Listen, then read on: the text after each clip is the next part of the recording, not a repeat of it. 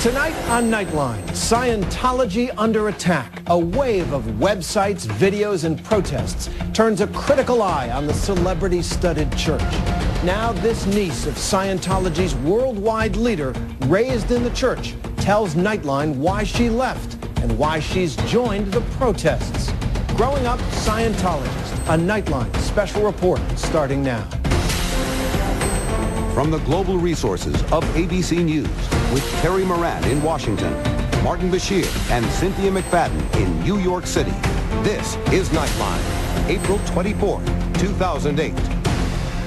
Good evening, everyone. I'm Terry Moran. Tonight, Scientology under attack. The Church of Scientology now claims membership in the millions, and it's opening lavish new facilities around the globe. Their expansion is helped, no doubt, by the very high profile of some of the church's members, like Tom Cruise and Kirstie Alley. But it comes in the face of a mounting wave of criticism in online videos and in protests across the country. The woman you're about to meet is part of that wave, yet her criticisms of the church are more surprising, perhaps, given her family tree. Not only was she raised in the church, she's a niece of the church's current leader. This is her story of her life in the Church of Scientology. Lisa Fletcher reports. He's one of the biggest box office draws in history. The face of an impossible missions force agent, fearless Top Gun pilot, coming in, Ice. I'm coming in. and relentless lawyer. I want the truth! But in recent years, Tom Cruise has also become the face of Scientology, with public and unbridled passion for the church. I think it's a privilege to call yourself a Scientologist. A recent video made for a Scientology event that was leaked online piqued people's interest in a belief system that has long been surrounded by controversy. We are the authorities on getting people off drugs. We are the authorities on the mind. He's vocal about the benefits of Scientology and a supporter and close personal friend of its worldwide leader, David Miscavige. Miscavige took over the reins of power when science fiction author and founder L. Ron Hubbard died in 1986. Scientology is about you, yourself, and what you do. Miscavige says Scientology can offer its followers greater ability in all areas of life, rid people of negativity, and make them, quote, clear. You see, all past attempts have been to bring man up to somebody's standard of what's normal. What we're trying to do in Scientology is take somebody from this higher level and move them up to greater ability. According to the church, Scientology is in the midst of tremendous growth. Being a Scientologist is basically being someone who helps. They claim millions of members in more than 100 countries. I am a Scientologist. I am a Scientologist. I'm a Scientologist. I'm a Scientologist. Though critics say those numbers are vastly overstated. Recently, the church finds itself under increasing attack. Anonymous has therefore decided that your organization should be destroyed. In January, a group of online activists known as Anonymous posted this threatening video on the internet. We do not forgive. We do not forget. Expect us. And have since staged a number of anti-Scientology protests across the country. The church has shot back with a video of its own.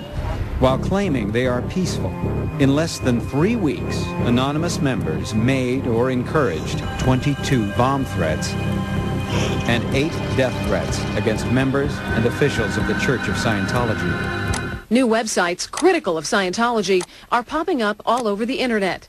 And just last week, an interview with actor and former Scientology member Jason Begay was posted on YouTube. Scientology is destructive and a ripoff.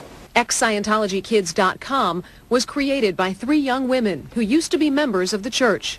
I was born in New Hampshire, and my parents joined the church when I was 2. One of the women stands out from the crowd of online critics. That's because on the family tree of Scientology, she's rooted in deep. She is a niece of leader David Miscavige. When I was younger, he would send me presents on my birthday. He was, very gregarious, very nice. Jenna Miscavige Hill was raised in the church. Both her parents were high-ranking members of what's called the Sea Organization, or Sea Org. It is Scientology's version of the clergy, the group of people who essentially run the church. What we're told is that they have to work so hard because they're helping other people. Your family isn't the most important thing. From the age of 6 to 12, Jenna lived here at a Scientology-owned property in California that was known as The Ranch. We lived in dormitories, and I would only see my parents once a week. According to Jenna, life as a child was not very childlike. It was like 6:30, wake up, you'd put on your uniform, you'd clean your room, somebody would stand in front, and they would go to each line, and they'd be like, Unit A, report. If you were late, you would get a chit, which would go to your ethics file, which they had one for everyone. One time, a kid got a bucket of ice water dumped on top of his head when he was late, even though it was 6:30 in the morning. She says 7 days a week, children as young as 6 had long days on the ranch. In addition to reading, writing, and arithmetic classes and studying Scientology, she says there were physical chores. These projects range from rock hauling, taking rocks out of the creek, picking them up, hauling them up the hill, putting them in a pile, and these were usually to make rock walls. As a little girl, she says she remembers weeding for hours. And we would do this no matter how hot or how cold it was outside. Somebody might say, you know, if you go to a strict school, a military school, there are going to be certain things that are required of you that may not be required of a kid in public school. Except I didn't exactly sign up for a military school. I don't think my parents were trying to sign me up for a military school. In an official response to a Radar magazine article that included Jenna's story, the church wrote, "Children were never forced to engage in manual labor. Claims to the contrary are categorically denied." About the ranch, which was closed in 1999, they said the facilities were nothing short of spectacular. There's nothing wrong with your kid working their chores, learning the ways of the world. Does it have to be rock hauling when you're a girl who's 6 years old? Jenna says when she was 7, she was asked to sign a billion-year contract to prove her devotion to the church. It means that, like in Scientology, they believe that you live lifetime after lifetime. So you've contractually committed yourself for every lifetime you have to Scientology. Mm-hmm. After 6 years at the ranch, at age 12, Jenna left California for a visit to the church's so-called Mecca in Clearwater, Florida. She says church elders asked her to remain there and become a full-fledged member of the Sea Org, while her parents remained in California. I wanted to go back and see them, and I was even about to get on a plane, and I just got pulled into a room and screamed at, telling me that, you know, I'm here to be a Sea Org member. At 12 years old, Jenna says life at Clearwater consisted of long days studying academics and Scientology and hours of administrative tasks and chores. Sometimes, Jenna says, they worked through the night. You don't sign up for the nights where you stay up all night, sleep 2 hours, stay up all night, the next night, sleep 2 hours. I saw my mom probably a half an hour one time from when I was 12 till I was 16. I saw my dad maybe 3 times for a half an hour each time from 12 till I was 16. In its written statement to Radar magazine concerning Jenna's account, the church said it, quote, does not comment on how parents choose to educate and raise their children. Jenna's parents declined our request for an interview. Hundreds of miles away and unknown at the time to Jenna, another young woman was working in the Sea Org. When I was 14, I was recruited to join the Sea Organization. They made it sound so wonderful. Like Jenna, Astra Woodcraft was the daughter of Scientologists, and as a child went to Scientology schools. At age 15, she married a fellow Sea Org member.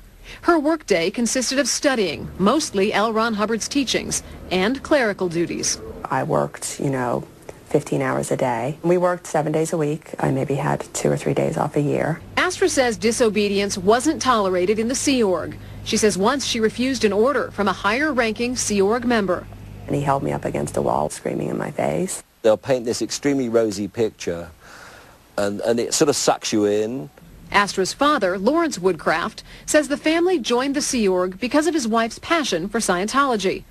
He says they were often assigned to work projects that took them away from their 2 daughters. She would happily go for a year or 2 without seeing them. I'm sure she missed them, but her total priority was Scientology. And when I'd spoken to her about it, she said, well, if I don't further the aims of Scientology, the kids don't have a future anyway. So, it was that level of fanaticism, I think, that drove her. Astra's mother did not return Nightline's calls. Lawrence says he grew disillusioned soon after joining the Sea Org. He says he wanted out, but he says taking his children would not be easy.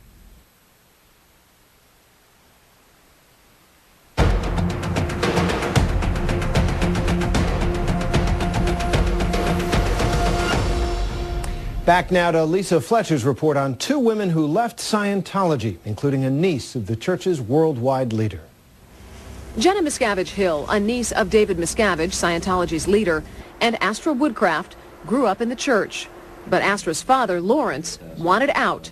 He says he felt that wasn't an option. You'll be declared a suppressive person and then you'll never speak to your family again. Suppressive person, or SP, is church lingo for someone who is anti-Scientology, or in their terms, seeks to suppress any betterment activity or group. Tom Cruise referenced SPs in that leaked Scientology video. So, like, have you met an SP?